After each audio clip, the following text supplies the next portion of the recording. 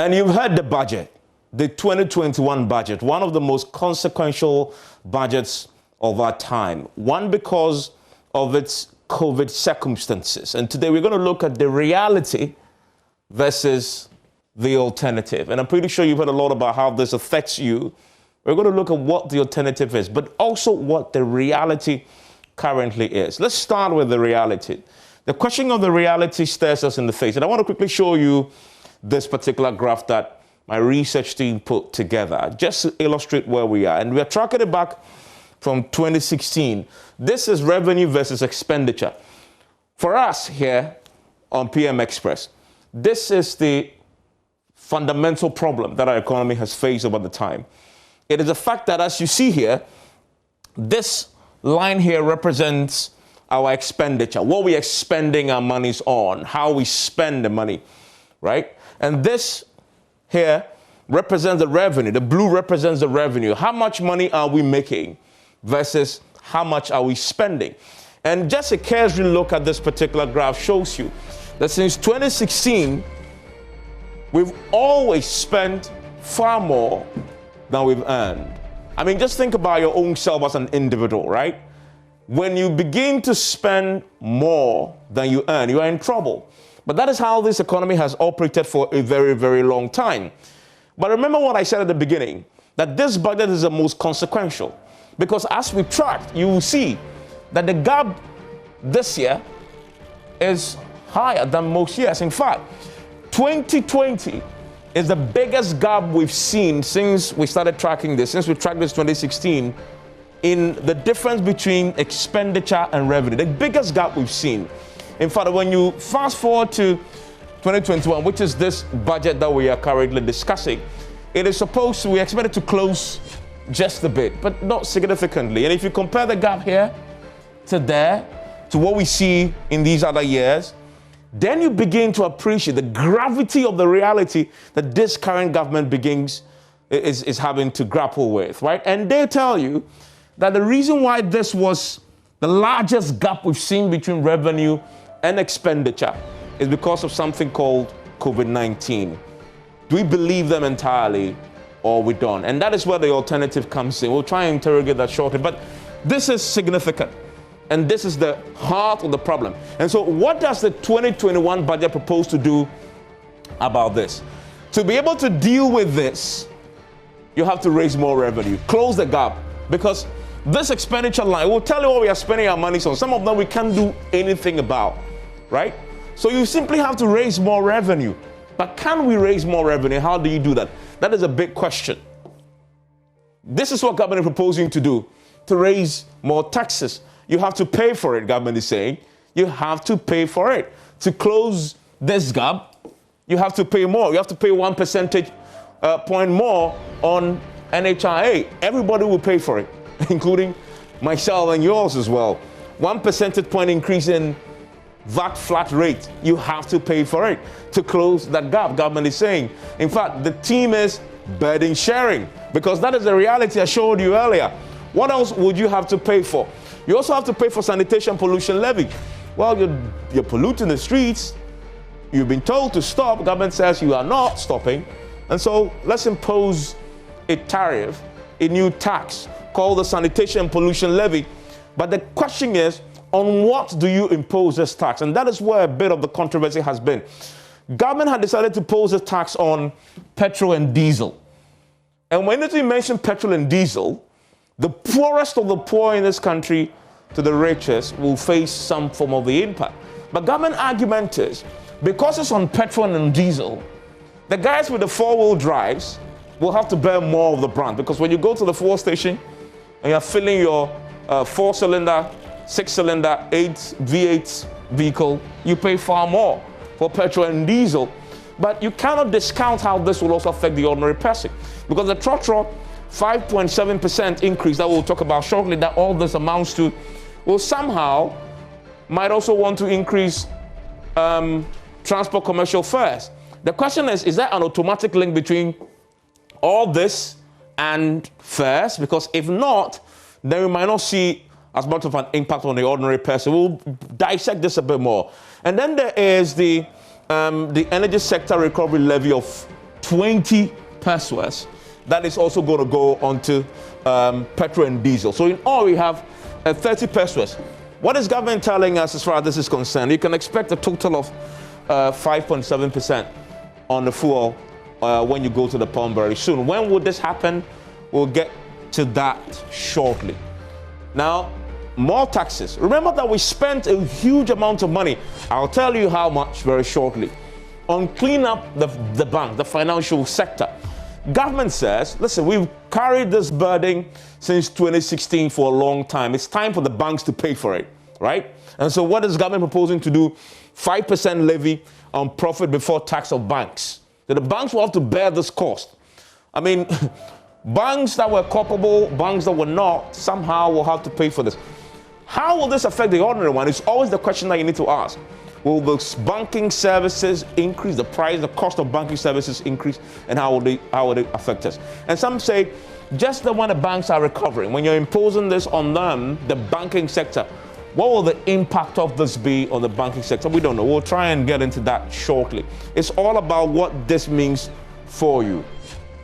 And then a big one, it's about road tolls, right? Government says, you definitely can expect when this happens, the amendments, the adjustments in the fees and charges, that the tolls may go up. I mean, if tolls go up, you'll pay more, possibly, because then that cumulatively will add to the fuel prices, and then maybe might lead to GPLT saying, we are increasing this. But GPLT say, well, they are happy because there's some incentives for them. Government is balancing this with some incentives. There is, of course, good news for many people as well. That's what we're calling happy fellow Ghanaians tax reliefs, right? And it's suspending tax, the income tax payment for small businesses. So small businesses will get some relief. Suspending vehicle income tax for, again, taxis and trotros will get some relief here also. GPLT says we welcome this. They're focusing more on this, and they say, well, the 5.7%, we'll have a conversation with government to see how that affects us. So it's not automatic that you might see an increase in fares per se, and that's what government is arguing. It is those who drive the forward drive that will feel this more. And then there is tax relief of 30% on corporate income tax for hotels, restaurants, education, arts, entertainment. And for me, I have a selfish interest here. The information minister has hinted that arts and entertainment beneficiaries of this might include media houses like ours, right? And that as the GRA writes a practice note, they want to include the beneficiaries as one of them being the media houses. I'll get him to clarify that if that is something that has now been accepted, and so we could look at that more. Now, new taxes, waive of penalty interest of an interest on accumulated tax arrears, which is again something good for many who have not been able to pay their taxes. Now, I want you to pay attention to this graph for me for a minute. This is a very important table that we pulled out for you. It's about what we are spending our money on. Now, there are two line items that take almost all the money that we make, the revenue. It's interest and compensation. Compensation is salaries, etc., we pay to the workers of this country. Now, from 2016, almost all the time, these two line items have taken everything we're making, right? But also instructively, we pay more to employees than we are paying interest. Interest, when I'm talking about interest, I'm talking about the loans that we've taken, the interest we are paying on them. 2021 will be the first year, as you can see, we highlighted this in red, is the first year where we are seeing that interest payments will exceed what we're doing for compensation, which is the first time. So this is significant. Something that we'll talk, because if you look at 2016, since 2016, interest payment 10 billion, employees compensation 14, all through. But for the first time in 2021, we're going to pay more for our loans via interest than we are paying for compensation. But this has implications for us. And this is where it gets even more complicated for the economy in terms of the reality.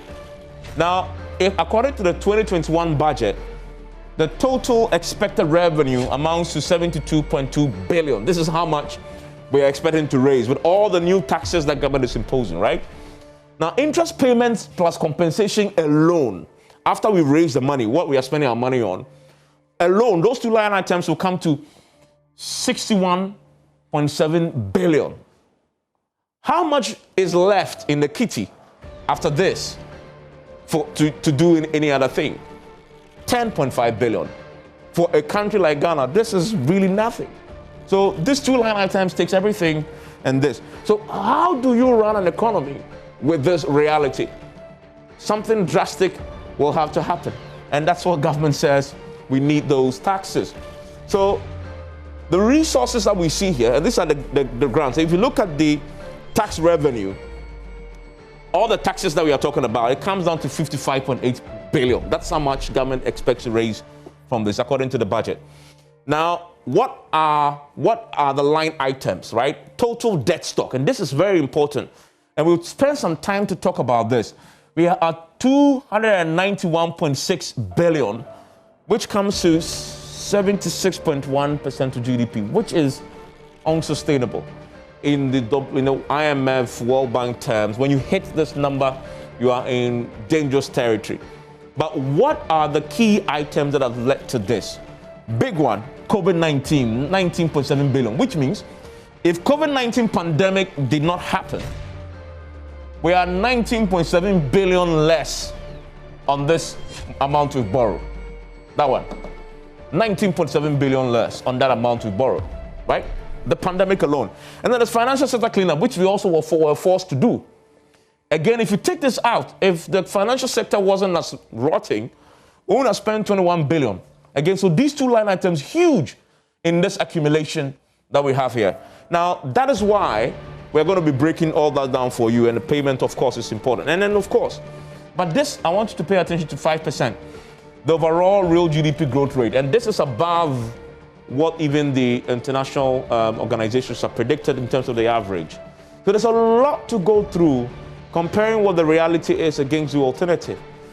My guests are joining me, Information Minister Kojo Nkrumah and Keisla Toforson, who is a former Deputy Finance Minister, to break these down. Stay with me. Impact on you will be stressed.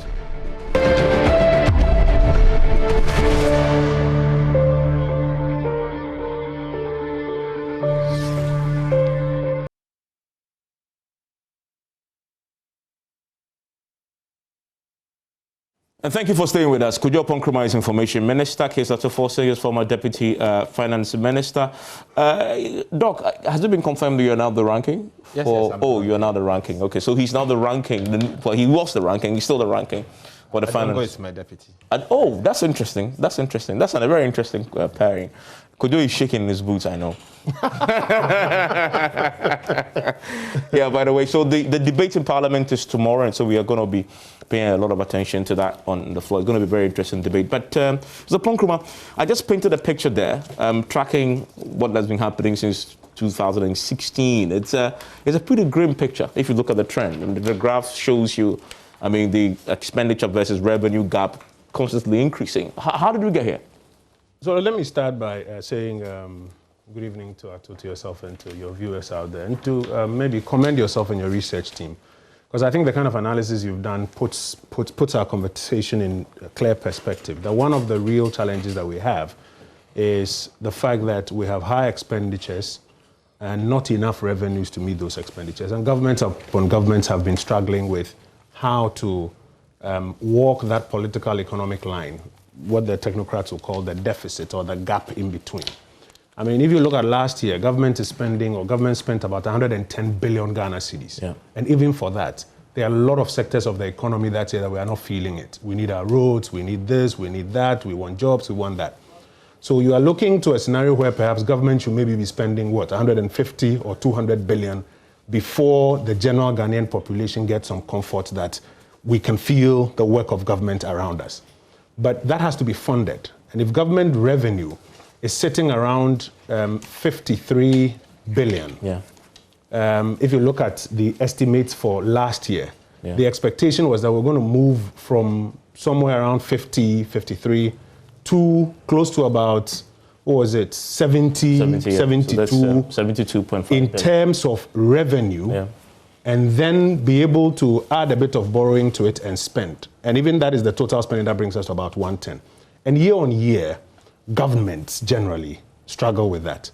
Now, if you look at 2016, end of 2016, By the time we were starting 2017, the consequence of that was that you have a deficit of somewhere about 11% of GDP, debt to GDP ratio of somewhere around 73% at the time. It was later rebased, but at the time it was around 73%. A lot of the macro fiscal statistics were in tatters. Inflation was high, growth was down, the primary balance was in deficit and all of those things. And there are consequences of essentially how you are managing the fiscal, the monetary, and then the non-fiscal policy items. In the 3 years after that, what the Akufo-Addo administration did was to, one, pursue fiscal consolidation, i.e. try and close that gap. And that's why the graph that you shows, if your producers can put it back up, shows that the gap was closing. To put up slide 1. Shows that the gap was closing. And then by 2020 first quarter, when COVID hit us and revenues were falling, and yet you had to spend money, you needed to incur a fiscal cost of COVID about 19.7 billion Ghana cedis. You add to it the cost of the financial sector cleanup, about 21 billion, the cost of the excess capacity charges paid to IPPs, about 12 billion. What that means, about 52 billion Ghana cedis extra when your revenues were as low as they. So then the gap gets wider and brings us back to about 11% deficit again this year. Debt to GDP is now around 76%. The nominal CD-based debt stock is now around 291.6. So you are at a point where this is a defining moment for a government. Do you say that because of the difficulties of the times, let us continue with what they call the freebies? Or do you begin to pull back the ropes and find ways of raising revenues to close the gaps without burdening the population? Or can you find a way by which we can share that burden? That's where we are. It's a defining moment. And we are humbly of the view that the budget, the Wayaohia budget that has been put forward, is what spells out how we can close that gap, still deliver on the aspirations of the Ghanaian people, and get the Ghanaian economy working back for the people of Ghana. I mean, because isn't that reality doesn't that reality justify the measures that the government has put in the budget? Not at all. Even if you can put back your graph. Your graph. This is the revenue expenditure. Yes. Evans, the truth is, this graph has been shown out there. It's an understatement. Okay. The situation is worse than what you see. In the sense that, yes, the revenue is constant, it's correct, but the expenditure lines shown out there are not the case. It's higher than... It's far higher than what you are talking about. Based on? You see, and that is why debt accumulation has been so severe, and I tell you why. I think the one that I can confirm that is correct is 2017, and I'll give it to government. And you say it as and when someone deserves credit, you give the credit. They narrowed the... See, 2017, the numbers out there is the case because the expenditure as a percentage to GDP together with nominal, everything is correct. In fact, the deficit in 2017 was 4.8. If you come to 2018, the deficit there, government created impression that the fiscal deficit and the gap was 3.9, but indeed it's not 3.9. Because there was a major expenditure that the government decided to exclude from the expenditure line, and that's the financial sector bailout cost. That is an expenditure. So if you are to adjust that, you notice that the gap is widening and getting worse. Again, in the year 2019, another expenditure, apart from the financial sector bailout cost, there was 5.1 billion Ghana cedis energy sector payment that the government failed to include in this. So again, that gap will widen. Then come to 2020. The expenditure item there is also understated. Okay, what is missing? You see, 2020, government is telling us that the financing or the deficit in nominal terms is 44 billion. It is not 44 billion. There is energy payment that is excluded here. There is financial sector bailout cost that is excluded here. So if you add all of it, the deficit is not 11.7% that Kojo is talking about. The budget statement reported 13.8. That's what the budget statement reported, 13.8, including financial sector bailout cost. 13.8. But again, the same budget statement failed to recognize the energy payment. So if you add it, the deficit is wider than what we are talking about. So you see, that is why I've always said, and you can check on various authorities, check from OECD, check from IMF, check from World Bank. They've all said that fiscal consolidation, a credible one, should certainly lead to debt sustainability. It is only in Ghana, that you claim you are consolidating from 2017, yet your debt balloons to an unsustainable limit, and you end up blaming COVID. Evans, the reality is simple. The situation of our debt unsustainability did not start in 2020 after COVID. It didn't. The signs were clear. The part, if you track the fiscal part, you will see it clearly. But if you cannot say it's because of COVID. But if you take COVID out and you take the banking sector cleanup, the debt to GDP ratio is in the 50s. Why should you take it out? Isn't it government expenditure? Oh, it is. I mean, but I'm saying that if those line items, COVID is God made, right? COVID expenditure is 2% of GDP. For 2.1 to be precise, 2.1% of GDP. That budget that the government of Ghana announced, the original budget, they said, and they informed all of us, that clearly the fiscal deficit was going to be 6.4% of GDP. Granted, 6.4% of GDP. As a result of COVID, another 2.1% additional expenditure. Maybe on the back of revenue, 1% expenditure, 1% shortfall. Put the two together, 3.1% of GDP. Add it to 6.4. You are in the region, let me even say it's 4, it should be 8. Now you are talking of 15.3. And you think you should blame COVID.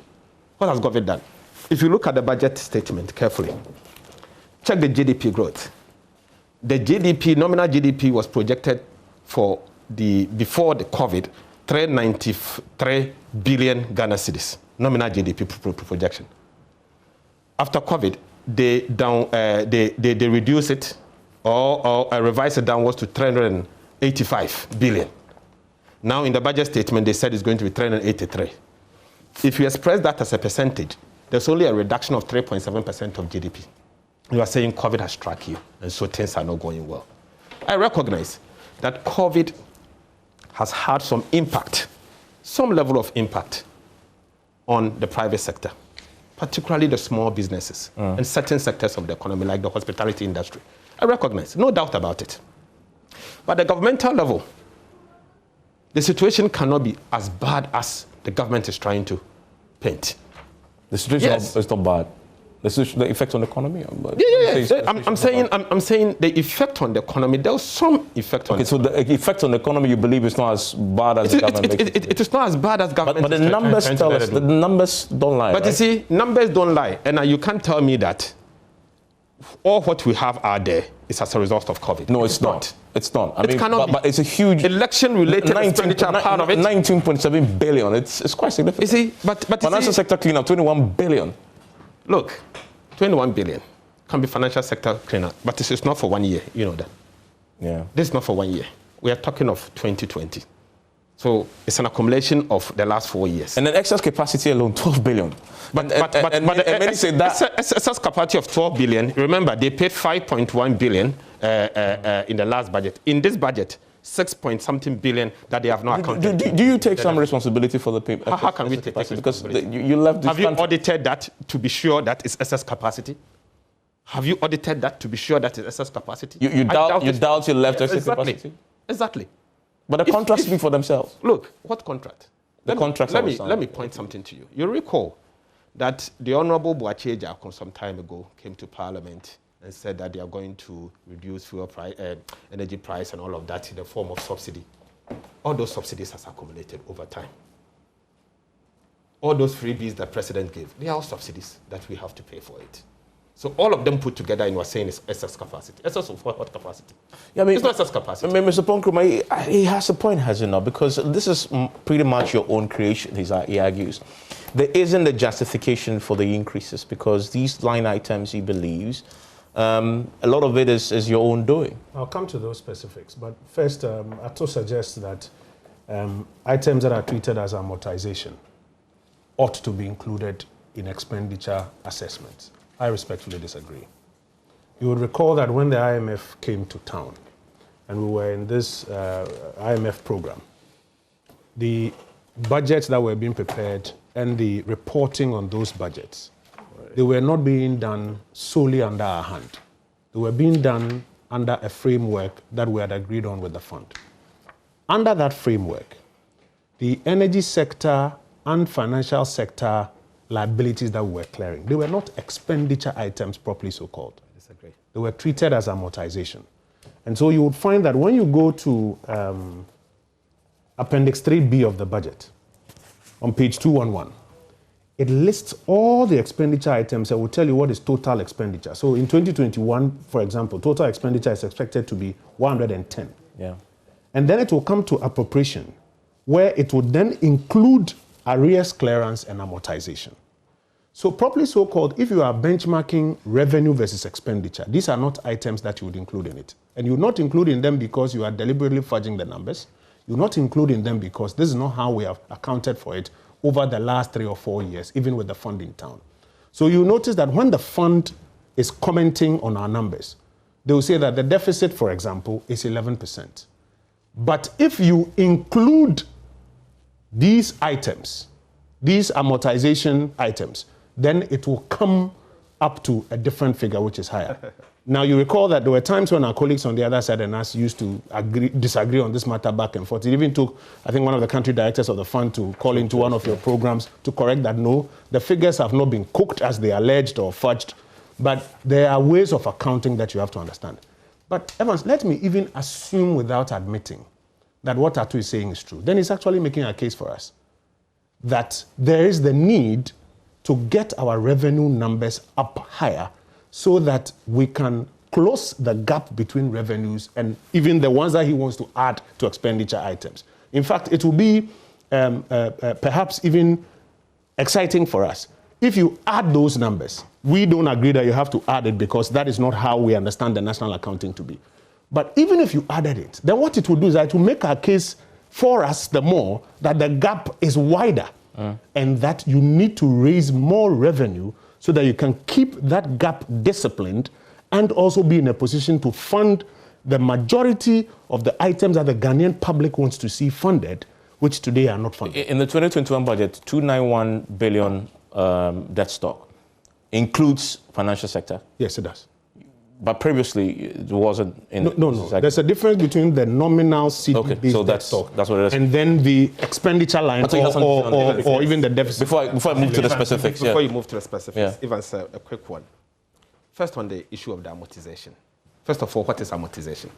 Briefly, because I don't want to go to the thing that affects is the payment of government contracted debt. And this is governed by international standard. That is true. IFS. Okay, so if you are to look at the international standard, IFS is there. How the definition of amortization is strict. Energy payment cannot qualify under the definition of amortization. And I wrote to the IMF on this matter. In this IMF document, the Article 4 document, the IMF reclassified it and added it to the deficit above the line. Above the line. So why should we be debating about this all over again? So the consequence of what we're saying is the taxes that has been introduced. You see, Evans, the first question is, why did we get to where we are? True. And we should interrogate that first. What would you say is the reason? Government recklessness. Okay. Specify. Recklessness, 1. And 2, that misreporting argument, creating impression or giving them false hope that they are actually performing, is what has led us to where we are today. If they had come out openly, admit that this is the true situation, I'm sure they would have taken steps earlier than where we are today. Could you let's and then the issue of the taxations, and he's trying to. So that's where I want to go. I mean, and I'm pretty sure. I mean, both of you are members of parliament. So your constituents, somehow, when you go there this weekend or last weekend, must explain to them. Yes. I mean, fuel, because everybody understands that, yes. Right? How do you justify to that ordinary woman in your village, who possibly will bring stuff to Accra to sell, who will need transportation, that these things are necessary for her at that level. He says, recklessness. You've had 4 years to fix this. Why have you waited till now to do what was obvious in 2017? First, Evans, I think the president has said this a number of times, and it bears repeating. Now, the result of the 2020 election sent a clear message to us in the political class that the traditional who done it, you done it, it's your fault, it's this one's fault, you're a thief, you're a liar, is not what the people of Ghana are looking for. They are looking for solutions to their problems. Because if we go back to that debate, and if there's an attempt to suggest that it is the government recklessness of the MPP administration that has even occasioned these amortization items that are to suggest should be added to expenditure, then we'll point the fingers at them. We didn't sign the take-or-pay contracts. Interesting. Those capacity charges that have become a matter that we have been speaking about, we didn't sign them. We have been trying to renegotiate them. In renegotiating them, sometimes when you do the flows, you know that you are going to, over a lifespan of this contract, if you allow it to run, pay 2 billion. And you decide to terminate and maybe pay, 100 million or something. We did not sign those contracts. But the Ghanaian is tired of this debate of who done it and wants to see, like you showed on the graph, the reality is that the gap between expenditure and income is widened. That widening has been compounded by COVID. And we are at a point where you have to make a choice. Do you continue to let that gap widen? If we do, we may get to a point where our economy cannot pay for basic service its debts, pay wages and salaries, and do things that prior to 2016 we found ourselves doing. And so the government has to take a responsible decision that we have to close this gap. So how do I go back to Ofonse and explain to the people that it is important that we pay 10 pesos extra on petrol and diesel prices? It's important that we pay 1% extra on the NHIL. And this is how we do it. We need to get our people collectively across the divide to understand that, listen, at some point, we have to get out of this economic one step forward, half a step back, sometimes one step forward, 2 steps backwards conundrum in which we find ourselves. To do that, we cannot consistently borrow our way out of our problems. Revenue, domestic resource mobilization has to be tweaked. And it has to be done in a way that you can raise resources without overburdening the people. One of the conversations... But this is overburdening people. I'll come to those specifics. One of the conversations that we shy away from having as politicians and as people in government is the revenue conversation. We're always talking about debt. We're always talking about the fact that the expenditure envelope is not enough. But one of the biggest conversations we should be having, the revenue conversation, we always run away from it. So tonight, I'm not going to even do the who done it, whose fault is it, etc. Because that one, the data is there clearly for us. But what we need to do is to get our people to understand that. For example, we have had to spend the fiscal impact of COVID, about 19 billion cedis to respond to COVID. And we did not necessarily charge the Ghanaian for it. We had to borrow. We had to take money from the Bank of Ghana to deal with the COVID pandemic. That's why today articles are being published around the world commending Ghana as one of the best response countries. But that 19 billion cedis has to be paid for at some point. The liabilities we have incurred has to be paid for.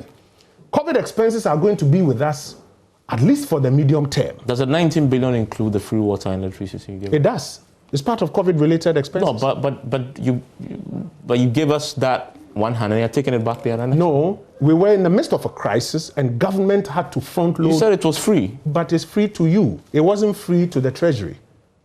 It wasn't free to the treasury. I'm lost here. No, so when we say free electricity, it doesn't mean that the IPP producer is also going to say, because the president has said free electricity, I won't charge the country for it. The government will have to pay. The government will have to pay. Yeah, but I'm saying that you are now in 2021. Yes. You now want us to pay for it. I'm saying the government, for example, had to borrow money, the fiscal impact about 19 billion, to make all of those expenses happen.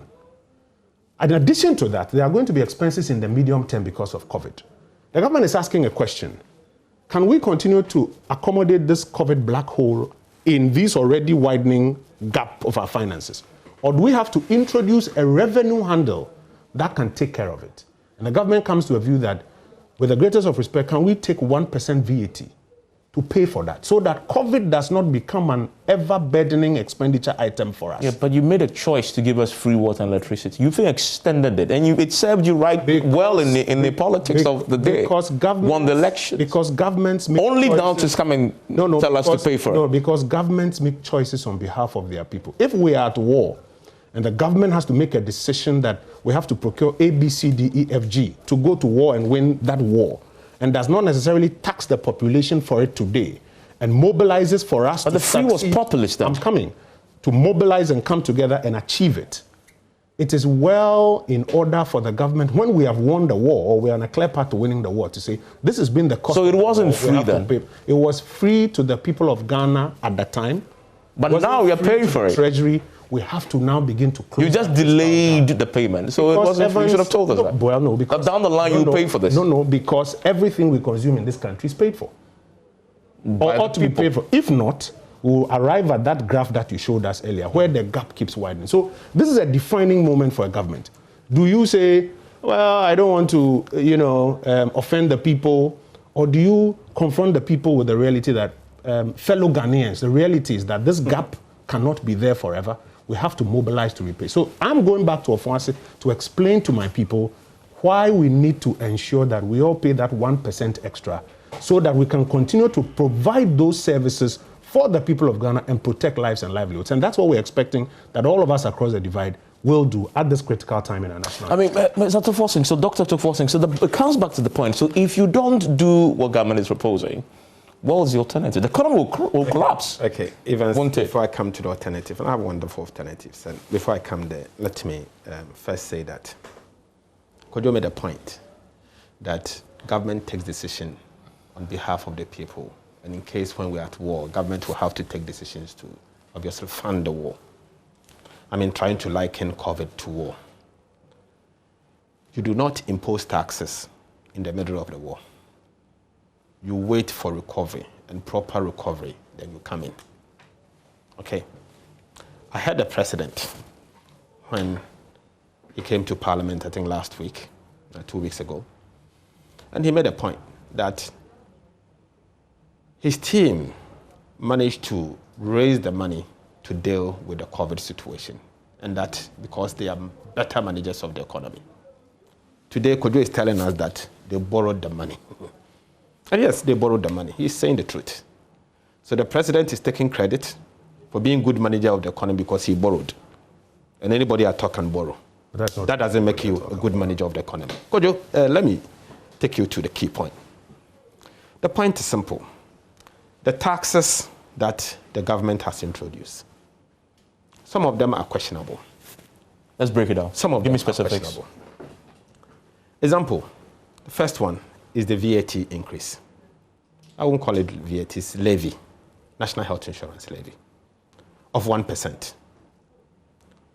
You see, even if it is VAT, then you could tell me that businesses can have an opportunity to recover part of their input cost. But this one is not VAT, it's a levy, so there's no deductibility and everything is going to be borne by the final consumer. They will pass it on. Then the issue of the 3% flat rate for SMEs, now going up for 4%. Yeah. Already, and I've done some interesting research work. I'm waiting for a journal to publish it. There's evidence that that flat rate has brought about non-compliance. There's evidence, statistical evidence, has brought about non-compliance because the loopholes are too many. What this government has done, simple, is to compound that. Compound that. The levies that they have intended, they are intending to increase 1% extra on the flat rate and the 2.5 to make it 3.5, will distort the informal sector. The small companies, it will distort it. It will create problems for them. It's going to increase the cost of doing business. It is going to increase the, the prices of goods and services. So I believe that in the middle of the war, this is not the time to impose that. This is not the time. Yes, there is an imposition of a tax that I have called it a Ebola tax. You see, we know, and I acknowledge that we have a problem with sanitation in this country. we have a problem with sanitation in this country. I acknowledge.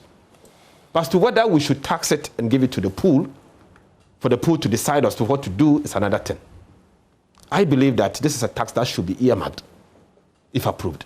Is it earmarked? What do you mean? It should be earmarked. It should be ring-fenced, just like we've done to Get Fund and National Health Insurance. Okay. Just go specifically to do with sanitation. For the purposes That's why you're afraid if it drops in that black hole. It shouldn't, because if it does, you know what it means. It could get consumed by other expenditure. You see, so for us to even decide to support this at all, if we decide to, that should be the first basis. It's not decided already? We haven't. Because they're starting the debate tomorrow. Oh, no, but we'll form our positions before. It doesn't take only me to decide. Okay. So you're waiting to be convinced by the argument in the House by we are going to debate from tomorrow. We're going to make our point from tomorrow. But I can assure you that some of the taxes as being imposed, we think that they are insensitive. Some of them. Which one? You mentioned two already. I've mentioned two. Okay. I mean, the government is telling us they are going to impose a 5% tax on profits of the banks. The banks. Yeah. Evans, remember. But isn't that necessary? I mean, no sympathy for them. Remember, we have National Fiscal Stabilization Levy that they are paying. The banks are already paying that. Yeah. So they have to pay corporate tax like any other company, 25%. On top of that, they are paying National Fiscal Stabilization Levy, 5%, making it 30%. You are adding another 5% to put it to 35%. Yeah, but you know where my worry is? Tell me. My worry is simple. Two things. Number one, on investment. They may not be able to attract investment as they are supposed to. Because? Because investors, like any other people, they look at their bottom line. For me, if I sit here and I have money and I want to invest, I look at where I can make good profit. And you look at the cost of capital and how much you have to make. So if your bottom line, taxes is going to bring your bottom line down, you think otherwise and move away. Is there any of the revenue measures that you support? I think I've made a point that we are all aware that there's a problem in this country regarding sanitation. So you support the sanitation? I've said that even that one, we can only support unless they have earmarked it. Okay, so the proper mechanism has been put in place. But as it stands now, it's a problem. Okay, so that one. Apart from that, they are telling us they have intentions to increase road tolls, adjustments, yeah. Yes. Fuel prices are going to go up. Fuel prices are going to go up, coupled with road tolls going to go up. And I read somewhere also that they have intentions to look at the gambling industry. Yes, it's in the budget, yes. It's in the budget. They're doing reorganization. You know where I have a problem with? You know why I have a problem with that one? Tell me. Massive problem. My problem is simple. Ghana, today we are complaining that this very gambling is destroying our youth. I've read a number of articles on this. I would have thought government will come out with a policy to restrict gambling. But you need money to ban it. Look, to run a country is not all about money. Really? It's not all about money. Yeah, but you need to preserve society as well. Yeah, but currently, look at the current circumstances. If you're a finance minister, you look for all opportunities to make money to solve. It's not all about money. Okay. You see, you see, England, for instance, now today, as part of their 2016 budget, they were paying mothers who are ready to stay home to take care of their children because they believe that society is falling, is drifting. So they care not only about the money, but people should stay home and take care of their children. Can the economy, knowing what you know about the economy because you've been there, can the economy survive without these revenue measures? You see, they have to do one single thing. There was a bill that was sent to Parliament House with us. The seventh fiscal electronic device. No, not only that. A key one that for some reason my good friend Dr. Sibe sat on it, the exemption bill. Okay. The exemption bill alone can rake in 2.5% of GDP. Because that regime has been abused in the past. That has been abused all the time and still being abused. So instead of government of Ghana going back to push that exemption bill, they have decided to tax us because that is easy. Evans, let me quickly react to.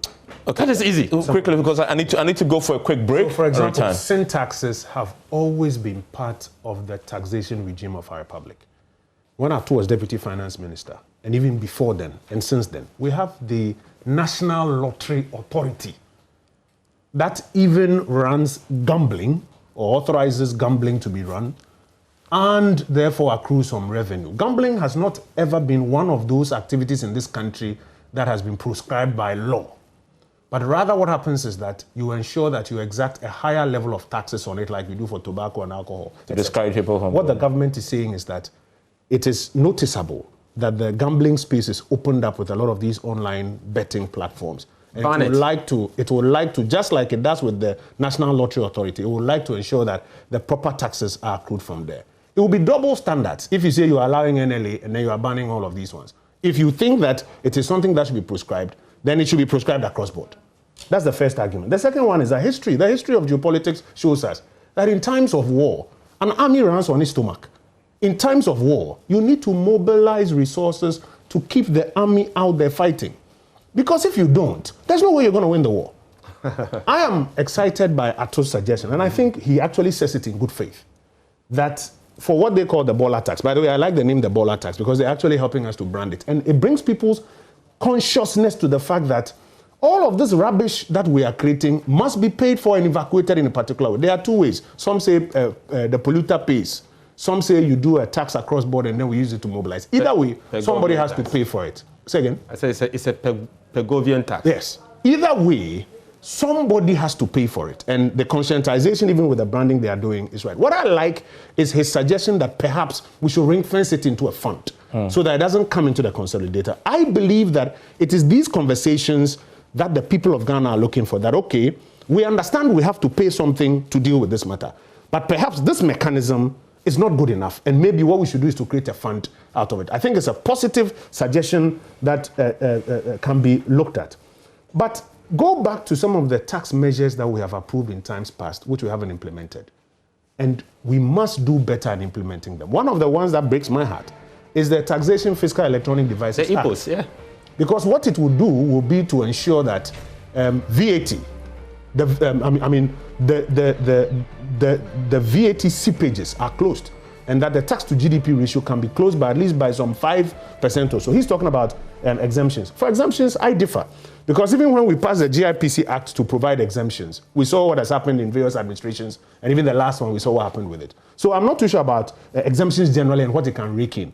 But things like fiscal electronic device, I agree 100%. We have to find a way to roll it out. I want to take a quick. When I return, we'll begin to wrap up because tomorrow is the main debate. And I'm curious to know what the minority position is going to be, and eventually when this has to come down, possibly to a vote. Stay with me.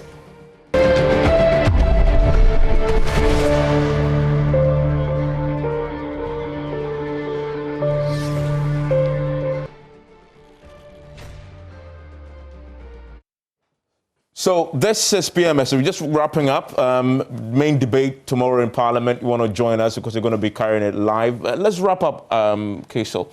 So the revenue conversation is key for you. And I'm wondering, as you go into tomorrow, I mean, I'm sure the House have been meeting already. If you can give us a sense of where the minority, you're open? Are you going up with an open mind, or you already made a decision on what to do with this budget? Look, I think the entire Parliament went for post-budget workshops. So most of us have had an insight to the budget statement in terms of the policy direction where we are going. For us in the minority, we have some critical questions that we'll ask tomorrow. We will ask them, we will expect answers, and we'll believe that in the course of the debate, answers will come. If the answers fail to come, I mean, satisfiable answers, satisfactory ones. If they come in a way that are heartwarming, we may support it. Okay. If we fail to get reasonable answers to some of our concerns, then we'll advise ourselves. Okay. You want to, what was the central question? I think my major concern has to do with debt sustainability issues. Okay. Which you've touched on it on this. Evans, Ghana, where we are going is dangerous. I'm scared as a country, and I want to urge the government to take steps to bring down public debt. So you want them to convince you on how they're going to do it? And I want to see a bold strategy. Government showing us how they will bring down the public debt in the medium term. Okay. You see, this is critical. This is critical because if care is not taken, and if actions are not taken today, there may be an accident. Okay. You obviously post-COVID recovery is key for you. But post-COVID recovery starts off by getting a fiscal framework that gets us back to the point of fiscal responsibility. And that's what I was talking about. We were doing about 11% deficits, and we agreed that it's not healthy. We have to bring it down to under 5% or just around 5%. And we even enacted a law, the Fiscal Responsibility Act. We've had to suspend it because of where we are. What he's saying, and I think that when we start the debate, we'll have an opportunity to answer those questions, to show to them the fiscal path that has been designed. 11% last year, we want to come to about 9% this year, 7%, get us back to 5%. How do we do that? We have to shore up national revenues, and we have to cut expenses. You will notice from the fiscal tables that there are some expenditure lines that have actually seen a drastic cut between what was allocated last year and what has even been allocated this year. Because that discipline must come for us to go there. And then in the interim, some qualitative expansion, putting money into areas that matter. So for example, food security, support or stimulus to business and to workers, strengthening the healthcare system, Agenda 111. So if you look at the Ghana Cares program, all of these things are dealt with in the Ghana Cares program, as well as broadly revitalizing and transforming the Ghanaian economy between now and 2023 using digitization and other matters. So that's where the money is going to go. In those and other areas. So we're going to answer the question of debt sustainability because, listen, and Evans, it is real. If we don't get our debt back to sustainable levels, we will get into a crisis. And that is why a responsible government must take those actions now and get us back on a fiscally healthy path. Nkrumah, thank you. Doc, thank you very much. We'll see how this plays out in Parliament tomorrow. Enjoy the rest of the evening.